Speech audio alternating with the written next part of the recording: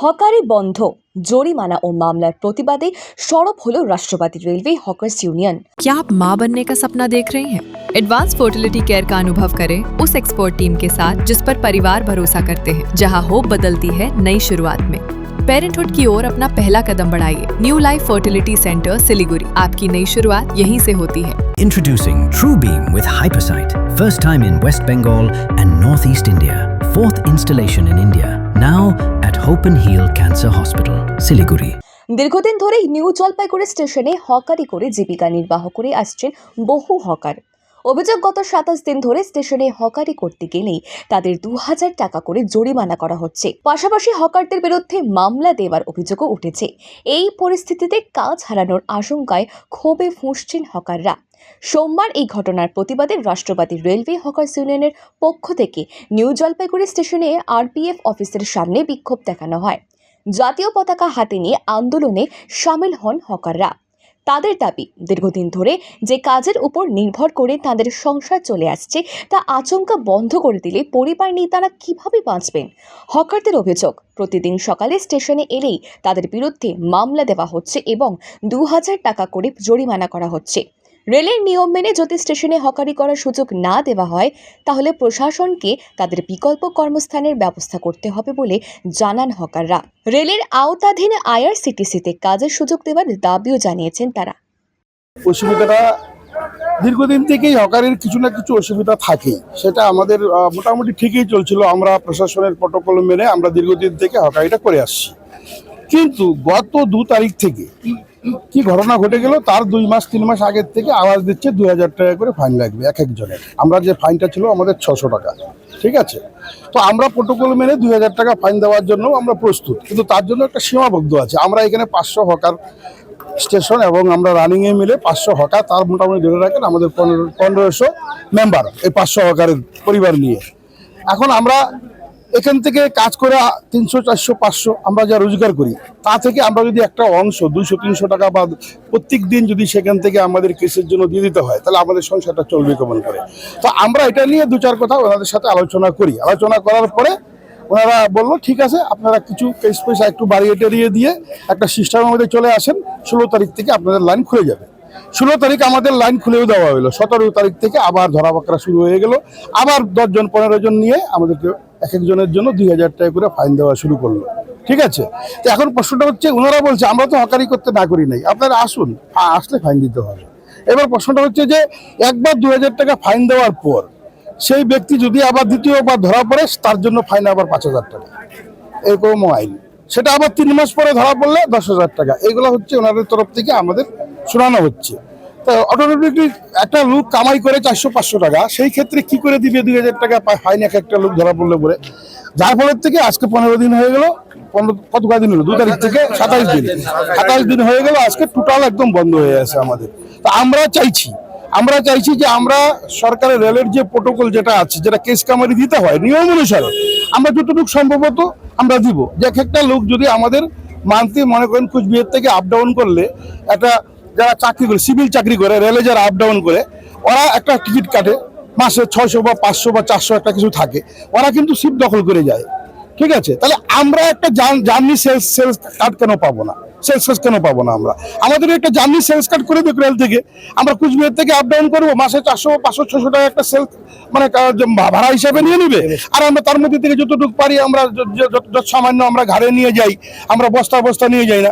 একজনের ব্যাগের মধ্যে 2 কেজি ওয়েট থাকে, কারো 3 কেজি, কারো 5 কেজি, অতিরিক্ত 10 কেজি।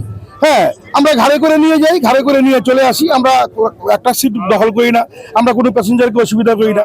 তারপর আরো দেখুন, কোনো প্যাসেঞ্জার আছে, একজন মহিলা, 3টা ব্যাগ, 2টো বাচ্চা, হ্যাঁ, এরকম নিয়ে ট্রেনের থেকে নামানোর সময় আমাদের হকাররা হেল্প করে, উঠানোর সময় হকাররা হেল্প করে, নানানভাবে আমরা ট্রেনের হকাররা ট্রেন যাত্রীদেরকে আমরা হেল্প করে থাকি, ঠিক আছে। তো এমন পরিস্থিতির মধ্যে আমাদের এই যে 500 হকারের ফ্যামিলি এখন যে অবস্থা, আমরা রাস্তায় বসে আছি, না খেয়ে আমরা আছি।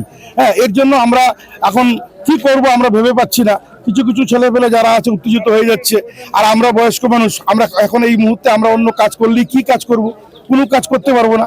যার ফলে আমরা প্রশাসনের কাছে এবং আমাদের রাজ্য সরকারের যারা মন্ত্রী যারা দায়িত্ব নিয়ে আছে আমাদের প্রতিনিধি, তাদের কাছে আমরা বার্তা দিতে চাই যে আমাদের কর্মের জায়গাটা যেন আমরা ফেরত পাই এবং আমরা যেন স্বাভাবিকভাবে যেন কর্ম করে আমরা যেন খেতে পারি।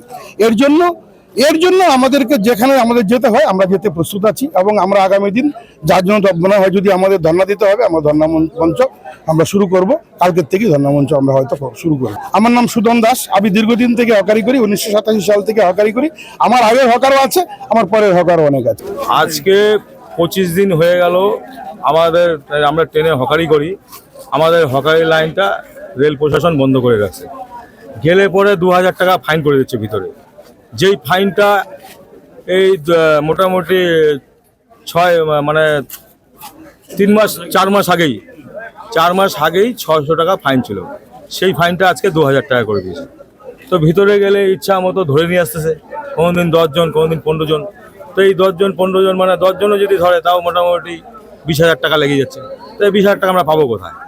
মানে আমাদেরকে ইনডাইরেক্টলি বলে দিচ্ছে তোমরা স্টেশনে ঢুকতে পারবা না, মানে ফাইনটা করার উদ্দেশ্য হচ্ছে। তো ঘটনা হচ্ছে আমরা প্রশাসনের কাছে বলতে চাই যে আমরা তো কেউ 40 বছর, কেউ 50 বছর, কেউ 35 বছর ধরে হকারি করতেছি। তাহলে আজকে আমরা হট করে যদি আমাদেরকে সরাই দেয় আমরা কোথায় যাব? তো আমাদের কমসে কম এই 2টা বছর করতে দিই, অন্তত পক্ষে যত অবধি আমাদের এই স্টেশনটা কমপ্লিট না হয়ে যায়। আর আমরা তো রেলের জায়গা আটকে বসে নেই, আমরা যাচ্ছি হকারি করছি, চলে যাচ্ছি। অনেক সময় প্যাসেঞ্জারকে সুবিধা আমরা দেখতেছি, রেল প্রশাসনেরও অনেক সময় সুবিধা আমরা দেখতেছি। এই প্রমাণ আছে, এখানে আপনারা যদি জিজ্ঞাসা করতে পারেন, জিজ্ঞাসা করে নেবেন যে অনেক সময় পার্টি গাড়ি যখন থাকে তখন রেল প্রশাসনের উপরে হয়তো কোনো সময় হামলা টামলা হলে আমরা এরকম বাঁচাইছি, এরকম অনেক উদাহরণ আছে। তো ঘটনা হচ্ছে আজকে প্রশাসনের উপরে আমাদের যে উপরে একটা আঘাত এনেছে, তা আজকে আমাদের হকারদের ঠিক মতো উনুন জ্বলতেছে না। এই 25 দিন যাবে মানুষ একদিন কামাই করে কদিন খেতে পারে? তা আমরা খুব দুরবস্থায় আছি। আমরা সরকারের কাছে চাচ্ছি আমাদের জন্য ভাবুক। আমরা এর আগেও বলছি, কোনো ভাবাভাবি হয়নি, অনেক জানানো হয়েছে। আমরা এখান থেকে যাই, সরকারও ঘুমায় যায়, রেল প্রশাসনের অ্যাক্টিভিটি চালু করে দেয়। এরকম অনেক এর আগেও আসছি, আমি এর আগেও এসে আন্দোলন করছি, কোনো লাভ হয়নি। এখন যে কোনো লাভ হবে কিনা তাও জানছি না। এখানে 500 হকার আছে, 500 হকারের সাথে 2000 পরিবার জড়িয়ে আছে। 2000 পরিবার আজকে অনাহারে আছে, তাদের উনুন ঠিক মতো জ্বলছে না। 25 দিন যাবৎ কাজ বন্ধ, কি করে চলবে মানুষ? এখন কি আমাদের আন্দোলন করে যেতে হবে, পেটে গামছা বেঁধে আন্দোলন করতে হবে, তাছাড়া উপায় নাই। আমার নাম বিন্দু দাস, আমি এনজিপি রেলের হকার ইউনিয়ন ইনচার্জ। আজকে বিগত 1988 থেকে আমার বাবা হকারি করছিল, তারপরে আমার বাবার পর আমি হকারি করছি। এরকম আমার মতন যত হকার ভাই আছে তাদের বাপ দাদা হকারি করছে বলেই তারা করতেছে। আজকে বিগত কিছু দিন থেকে মিনিমাম 27 দিন থেকে আমাদেরকে একদম হকারি করতে দিচ্ছে না। আমরা কিভাবে চলবো এই ডিজিটাল ইন্ডিয়ায়? আমরা যে ম্যানুয়াল মানুষ, আমরা তো ডিজিটাল হতে পারি নাই। আমাদের সংসার কিভাবে চলবে? আমরা তো সেরকম শিক্ষিত না যে আজকে আমরা বাইরে কোনো ব্যবসা করব। আমরা কম পড়াশোনা করছি। আমাদের যত হকার ভাই আছে যেভাবে হোক তাদের সংসার চলাইছে, তাদের বউ বাচ্চাকে নিয়ে তারা চলছে, তাদের বাচ্চাদের স্কুলে পড়াচ্ছে। কিন্তু এতদিন যে আমাদের হকারি বন্ধ, আমরা যে কাজ পাচ্ছি না, আজকে আমাদের সংসারটা কে দেখবে? প্রশাসনকে কোনো ব্যবস্থা করার দরকার আমাদের জন্য। ঠিক আছে, তাদের বক্তব্য হচ্ছে আমাদের লাইসেন্স দিয়ে আমরা আইআরসিটিসির আন্ডারে চা বেচবো বা রুটি বিক্রি করব, আমাদেরকে কাজ দিতে হবে, না হলে তো আমরা এভাবে মারা যাব। আমাদের সংসারটা ছিন্ন বিচ্ছিন্ন হয়ে যাচ্ছে এইভাবে। আজকে সবার লোন কিস্তি আছে, সবাই আমরা যেভাবে হকারি করে চলতাম আমরা, কিন্তু আজকে যে একদম বন্ধ করে দিচ্ছে, আমরা চলবো কি করে? প্রশাসনের কাছে আমাদের অনুরোধ, আজকে আমাদের যারা রুটি বিক্রি করছে তারা 30 টাকায় খাবার দিচ্ছে, আমাদের মতন সাধারণ মানুষ 30 টাকা দিয়ে ট্রেনে খেতে পাচ্ছে। তারা যদি রুটি না বিক্রি করে তাহলে আজকে আর যে আইআরসিটিসির ক্যান্টিন আছে সেখানে 150 টাকা খাবার নিচ্ছে, ওরা খাবে কি করে? ওরা চলবে কি করে? বা আমরা এবার চলবো কি করে বলুন? আমাদের দাবি একটাই, যেভাবে হোক আমাদেরকে কাজ করতে দিতে হবে। যদি আমাদেরকে স্টেশনে কাজ না করতে দেয় তাহলে তারা আমাদের ব্যবস্থা করে কোনো কাজ দেবো আমরা, যাতে আমাদের সংসার চলে। আমার নাম মোহাম্মদ রাজু, আমি চা বিক্রি করি স্টেশনে। আজকের থেকে না, 1988 সাল থেকে আমার বাবা বিক্রি করতো, তারপর আমি বিক্রি করতাম।